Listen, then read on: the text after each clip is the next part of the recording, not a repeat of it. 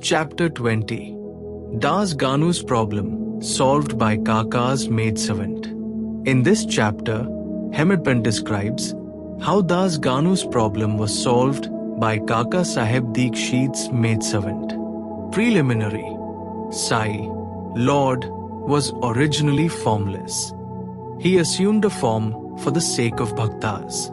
With the help of the actress Maya, he played the part of the actor in the big drama of the universe.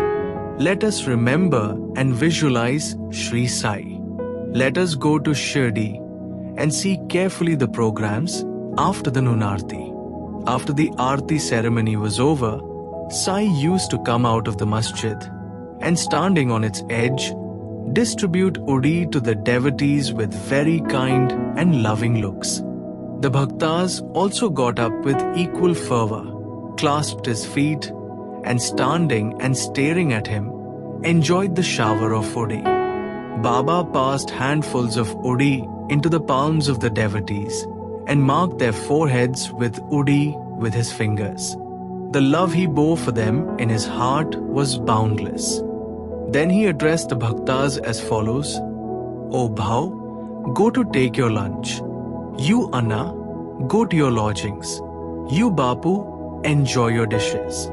In this way he accosted each and every devotee and sent them home. Even now, you can enjoy these sights if you bring into play your imagination.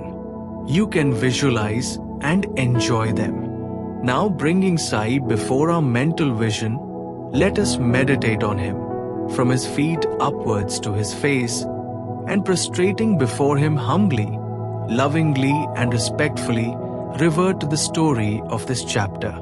Ishwasya Upanishad. Das Ganu once started to write a Marathi commentary on Ishwasya Upanishad. Let us first give a brief idea of this Upanishad before proceeding further. It is called a Mantropanishad, as it is embodied in the mantras of the Vedic Sanhita.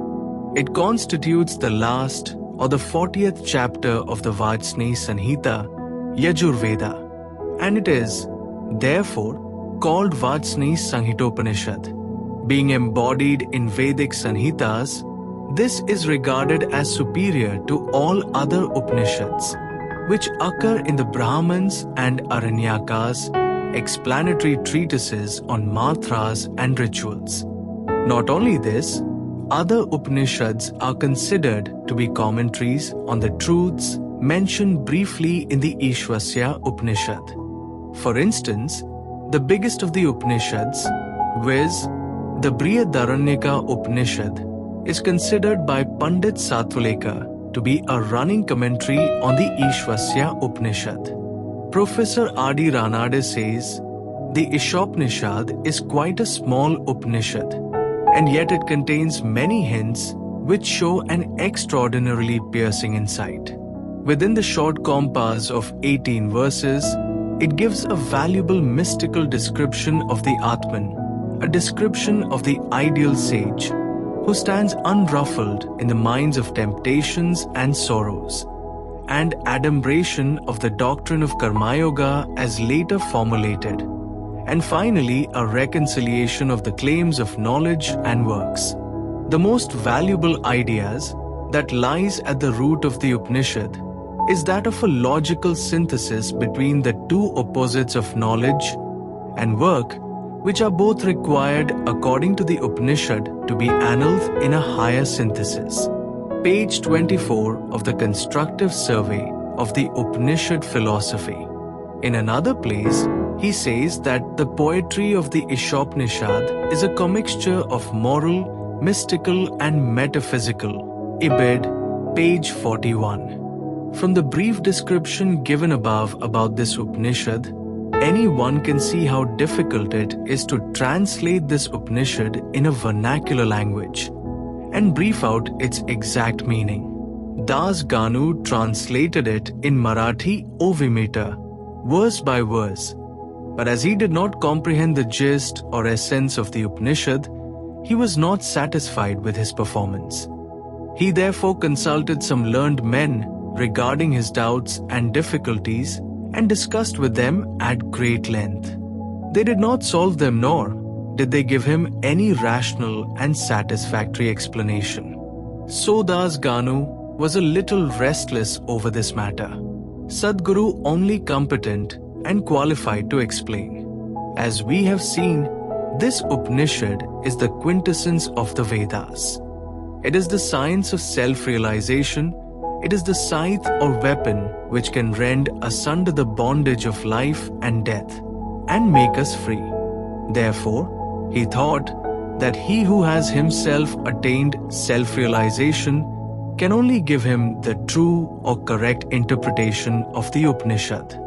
When nobody could satisfy Das Ganu, he resolved to consult Sai Baba about this. When he got an opportunity to go to Shirdi, he saw Sai Baba, prostrated himself before him, and mentioned his difficulties about the Ishvasya Upanishad and requested him to give the correct solution. Sai Baba blessed him and said, "You need not be anxious. There is no difficulty about the matter. The mind-servant of Kaka Sahib Dikshit, will solve your doubts at Wild Parley on your way home." The people who went present then and heard this thought that Baba was joking and said, "How could an illiterate maidservant solve the difficulties of this nature?" But Das Guru thought otherwise. He was sure that whatever Baba spoke must come true. Baba's word was the decree of the Brahma Almighty. Kaka's maidservant. On fully believing in Baba's words, he left Shirdi and came to Wild Parley, a suburb of Bombay, and stayed with Kaka Sahib Dikshit. There the next day, when Das Ganu was enjoying his morning nap, some say when he was engaged in worship, he heard a poor girl singing a beautiful song in clear and melodious tones. The subject matter of the song was a crimson-colored sari. How nice it was, how fine was its embroidery, how beautiful were its ends and borders, etc.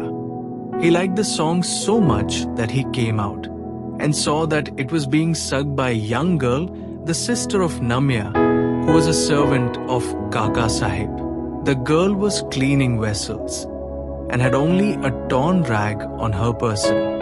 On seeing her impoverished condition and her jovial temperament, Das Ganu felt pity for her, and when Rav Bahadur M.V. Pradhan next day gave him a pair of dhotars, he requested him to give a sari to the poor little girl also.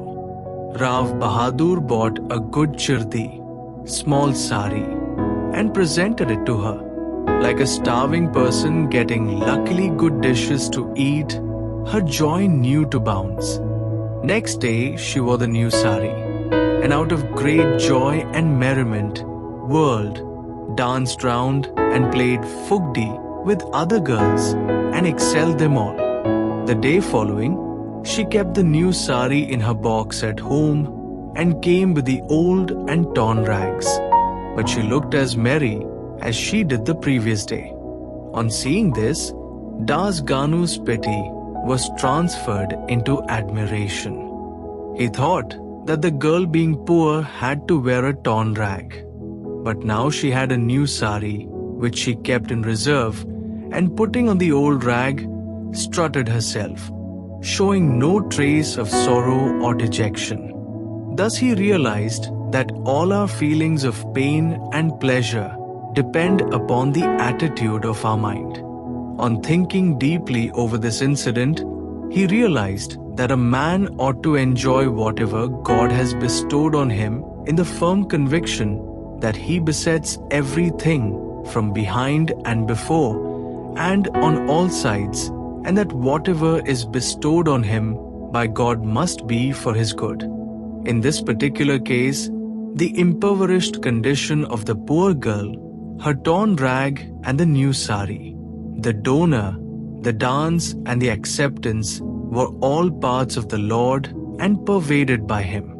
Hence, Das Ganu got a practical demonstration of the lesson of the Upanishad, the lesson of contentment with one's own lot in the belief that whatever happens is ordained by God and is ultimately good for us. Unique method of teaching. From the above incident, the reader will see that Baba's method was unique and varied. Though Baba never left Shirdi, he sent some to Machindragarh, some to Kolhapur or Sholapur for practicing sadhanas.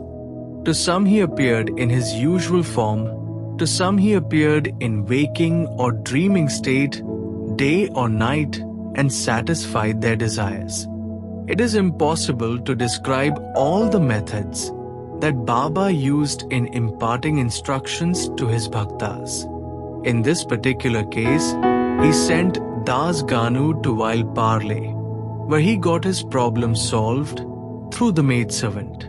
To those who say that it was not necessary to send Das Ganu outside and that Baba could have personally taught him, we say that Baba followed the right or best course, or how else could Das Ganu would have learnt a great lesson, that the poor maidservant and her sari were pervaded by the Lord.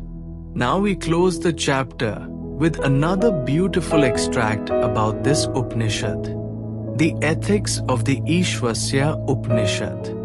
One of the main features of the Ishvasya Upanishad is the ethical advice it offers. And it is interesting to note that the ethics of the Upanishad are definitely based upon the metaphysical position advanced in it. The very opening words of the Upanishad tell us that God pervades everything. As a corollary from this metaphysical position, the ethical advice it offers is that a man ought to enjoy whatever God bestows on him in the firm belief that as he pervades everything, whatever is bestowed on him by God must be good. It follows naturally that the Upanishad should forbid us from coveting another man's property. In fact, we are fittingly taught here a lesson of contentment with one's own lot in the belief that whatever happens, it is divinely ordained and it is hence good for us.